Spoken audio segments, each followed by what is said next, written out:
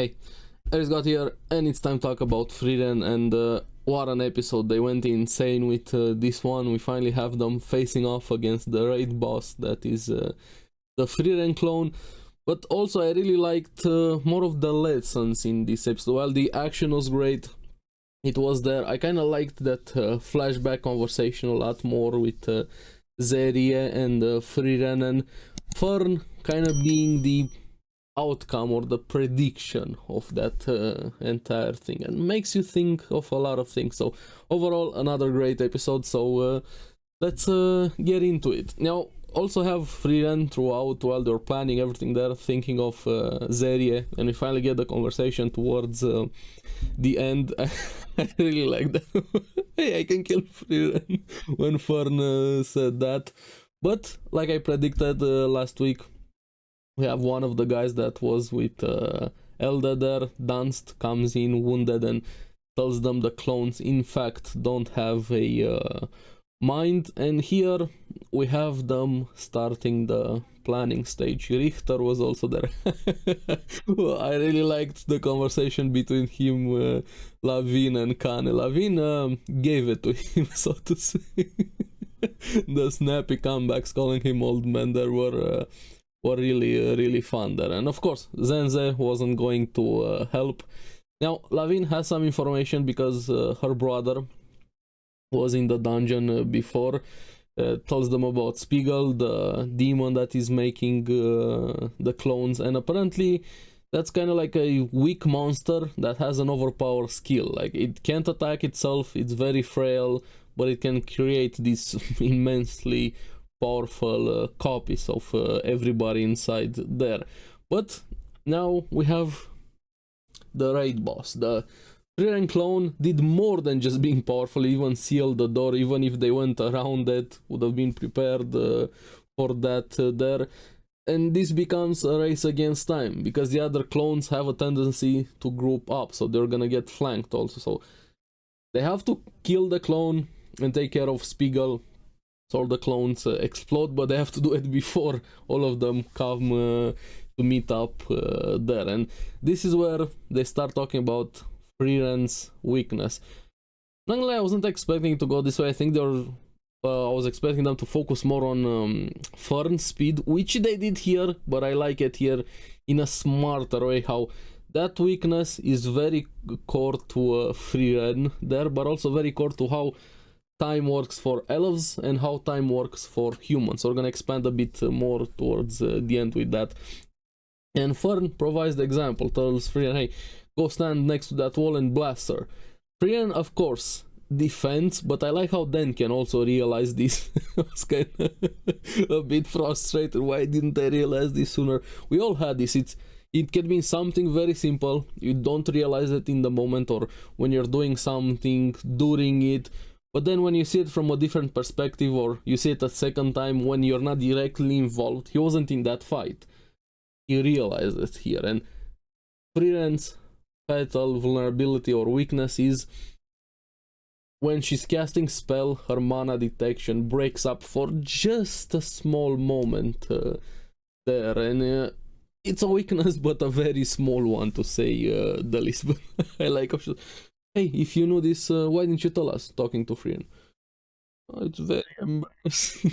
Even a novice mage doesn't do that mistake. They can't get over it, but Frieren didn't really get over it. I'm sure if she actually tries, focuses and training, but this is where the time differences come in, she could probably get over it there. But what I liked after this was them starting the strategy meeting, and you can see Frieren smiling, enjoying, just sitting around and seeing people doing this reminded her of a flashback with the original party, them doing the same thing, planning, having to fight a dungeon boss. In the background, Hyter was hungover from being drunk there. But yeah, and during the entire meeting, Lavin and Kane in the background, if you pay attention closely, they're bickering every time. Lavin killing Kane. Man, the attention to detail is so good in this show, it's insane.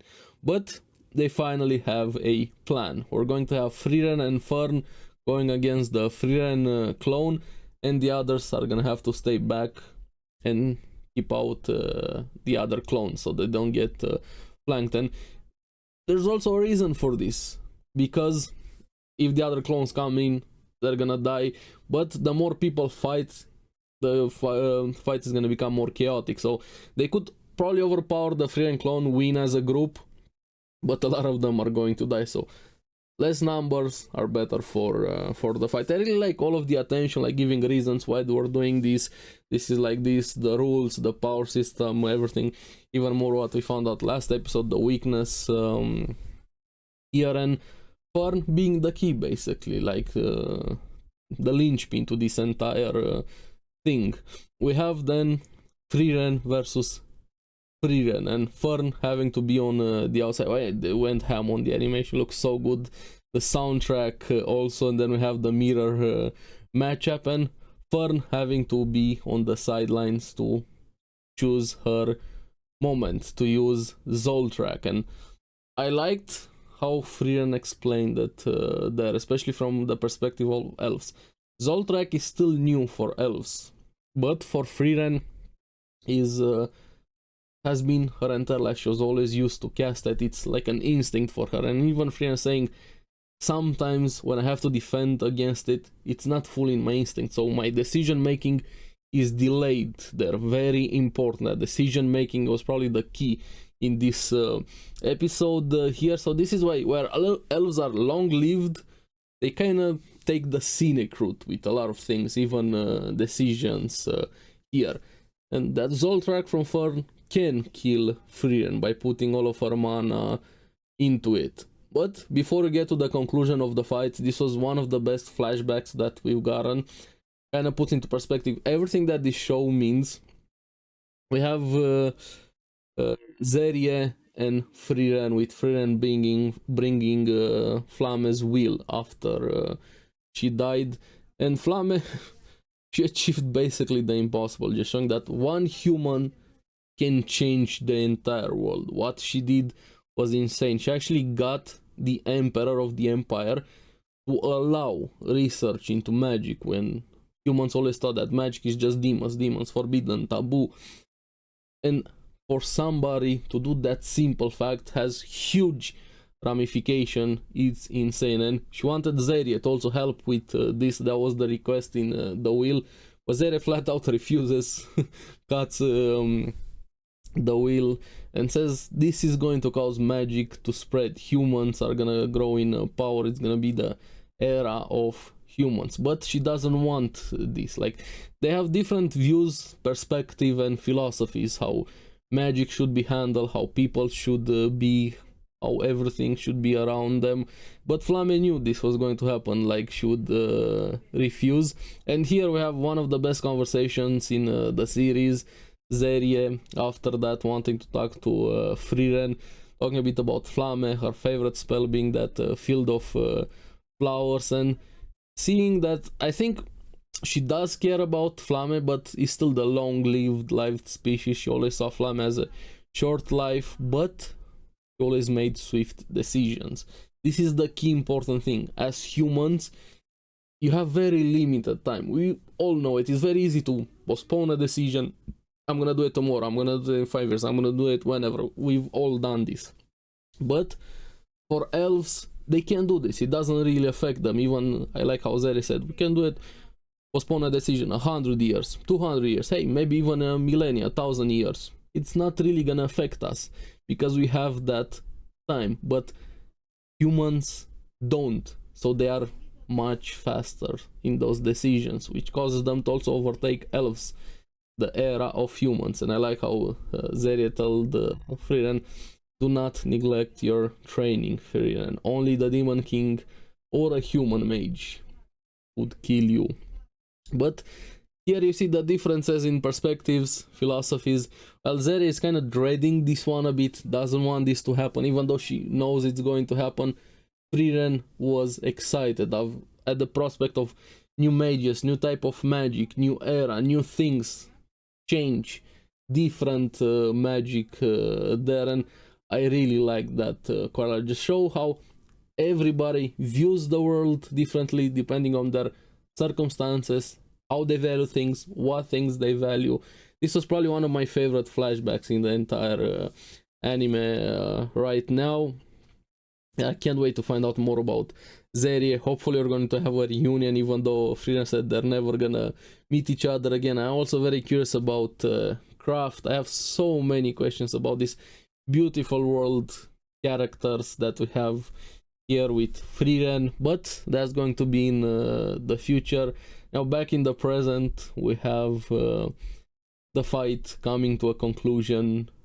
Frieren versus Frieren, equal, taking advantage of that kind of mind games a bit, knowing how each other is going to think, how herself is going to think, gives an opening to Fern, and she blasts the Frieren clone. So Fern killed Frieren. It's confirmed here, but I really liked how they handled this. How do you beat something that is seemingly unbeatable? You need a good plan, you need to know what you're facing, and everybody needs to do their job. I really liked that quite a lot. So I'm sure that Frieren is probably gonna take some jabs at Fern after they say you killed me. Like he's gonna guilt trip her a bit. I hope that happens. I can't wait to see the aftermath of this. And hey, the exam, the second one is coming to an end. I think we have one more. There are supposed to be 3 exams. And speaking of ends, we don't have a lot of episodes left, unfortunately. We're at 25 out of 28, so yeah, that's gonna be pain. So as always, thank you very much for watching. Let me know in the comments below what you guys thought about the episode, and remember to like and subscribe. Helps me quite a lot. You guys get the latest videos on the series that I follow. Make sure to check out the podcast, because anime, we're trying to grow the podcast, I'm trying to grow the channel also. And as always, I'm gonna see you on the next video. Bye bye.